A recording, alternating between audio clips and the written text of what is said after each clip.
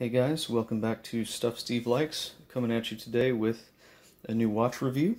This is my Citizen NY0040 in the blue dial, and this time I'm going to start off with a Loom Shot.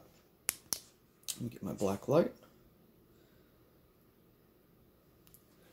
So many times I forget Loom Shots, so I'm going to start off with that. And I'm basically just in my room with the shades closed. So, nice loom, similar to my Seiko Turtle. Doesn't last quite as long, but still definitely has some nice loom on it.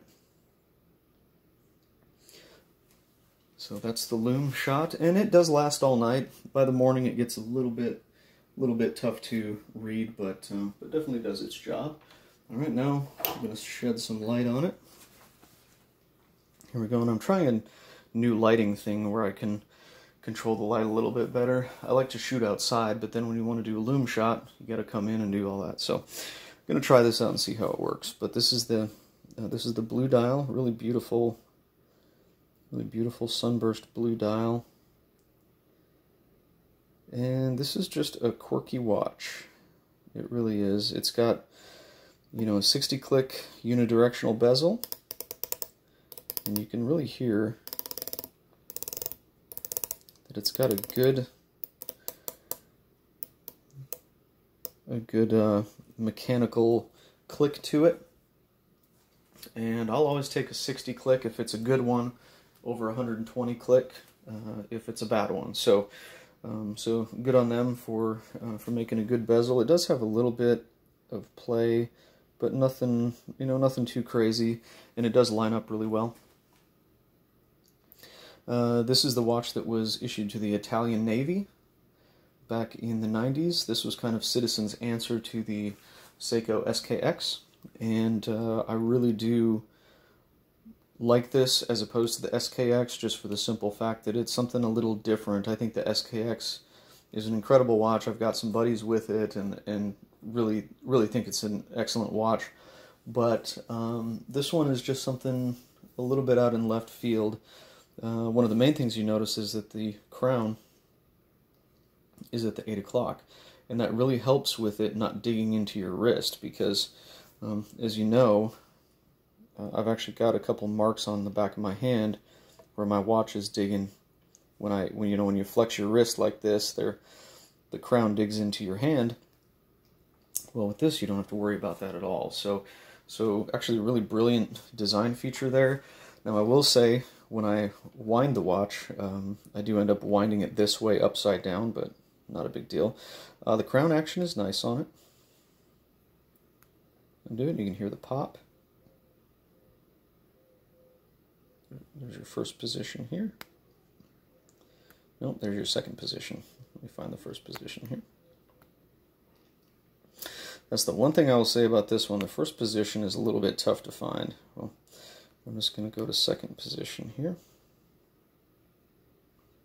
Watch the date flip and the day. So it flips both of them about 1 o'clock. So not the best, not the worst, but pretty decent. And I will say that is one of the tricky parts, is finding that first position on this one. Like, it just wants to stay there. Yep, so that's second position. It's got a lot of, there's a lot of resistance to it. There, I found it. There we go. It's got a good amount of resistance to it, which is fine, but once it actually releases, it's, you know, it wants to go out to that second position. But you can do, you know, quick set day and date. Thread it back in. It has a nice threading action to it. I actually do like a day and date. I think, you know, I work in sales, and a lot of times I've got to, you know, put the date on a, you know, sheet of paper or in the system or whatever it is. And it's nice to have a day and date. It just makes you more temporally aware, essentially. But that's definitely a nice feature that I like. If you look at the back, nicely polished. Not anything absolutely incredible, but but it says Promaster, Citizen, gives you all the details there, Japan movement. And on the top, it's brushed nicely. Everything's in the same direction. And then on the sides, it's highly polished. So similar, similar to most dive watches out there, similar to the SKX and the Turtle and all that. But definitely nice. Nice strap. It's a silicone strap. And I kind of actually like these little holes. I don't know. They have kind of a different look to them. Because so many watches nowadays, like here's a Casio Duro, and it's just kind of your basic, your basic black strap. This one has something to it. It's like they put a little bit of work into it, and thought about doing something unique. Has your no decompression table here. Basically, this is how you keep from getting the bends if you're diving. And if you look at the back of the strap too, see how the strap is actually textured, and it does really hold its place well. And again, that's just another area where they could have just kind of mailed it in, but thought of a creative way to add a little bit of texture there. And this is a really comfortable strap. It's not the softest strap in the world, but it does feel nice on the skin. Doesn't get any hasn't caused any irritation or anything like that. And simple buckle here, has the Promaster logo. And then it's got this really thin tang here, but check it out. It's got a hook on it, and it really, when you install the strap, that hook really catches there, like it's very secure. It's got two keepers on it. So, anyway, nice strap.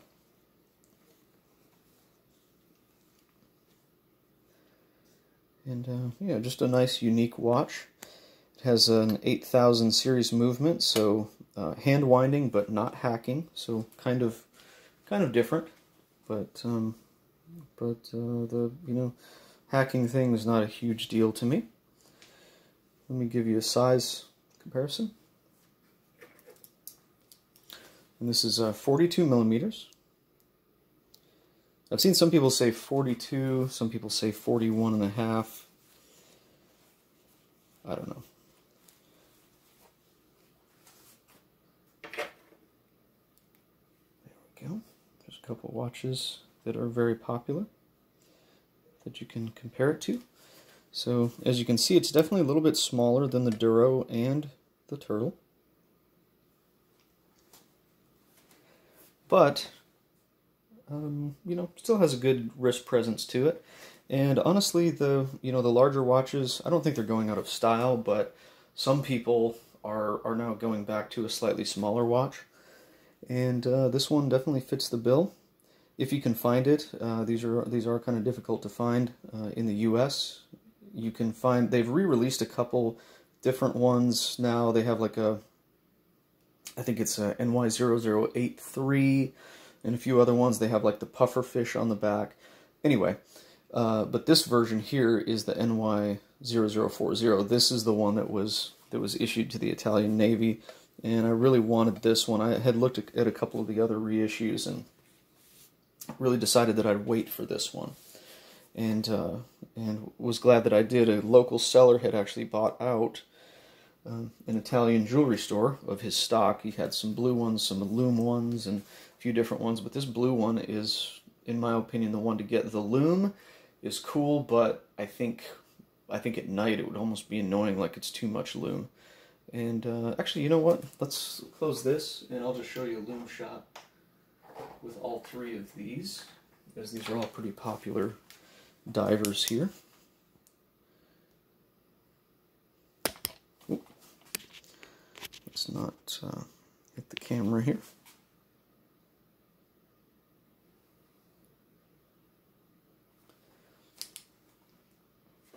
There we go. And as you can see, I mean, these two are really close. This does last longer, though. The Seiko does last longer, and I think that they just do a little heavier application of Loom.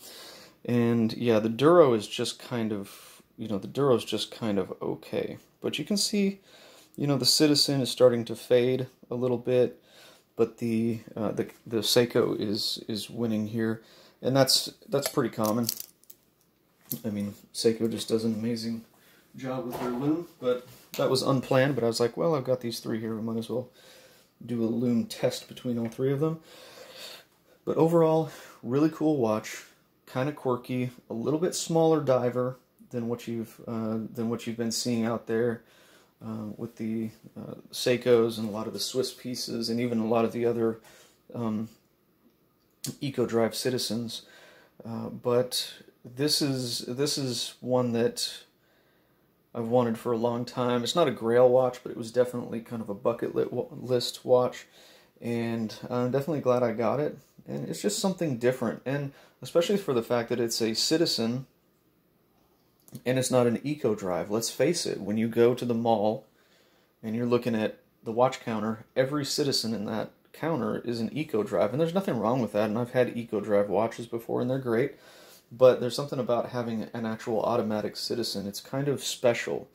There's so many Seiko automatics out there. There's so many Hamilton automatics out there, all these different companies that specialize in automatic. Well, Citizen obviously specializes in the Eco-Drive, and to have one that is automatic is just kind of cool. You just don't see a lot of them, and especially these 0040s now that now that they've come out with these reissues and everything, these are getting kind of rare.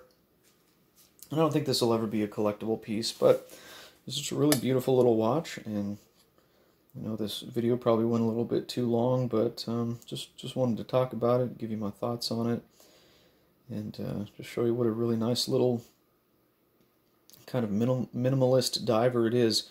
And this is a strap monster. Put this on a NATO, and totally changes the character of the watch. I have a burgundy NATO that I put this on, and it looks really sweet on that. And it is, I forgot to mention, it is a 20 millimeter. Most of mine are 22, but this one is a 20. So keep that in mind if you do buy straps for it. You need to go down to the 20 millimeter lug width. But yeah, just a beautiful little piece. Comes in this cool scuba tube, this yellow scuba tube that says Promaster on it. And just a really neat little package. But again, that's the NY0040, the blue dial. Hope you enjoyed the video, and we'll see you on the next one.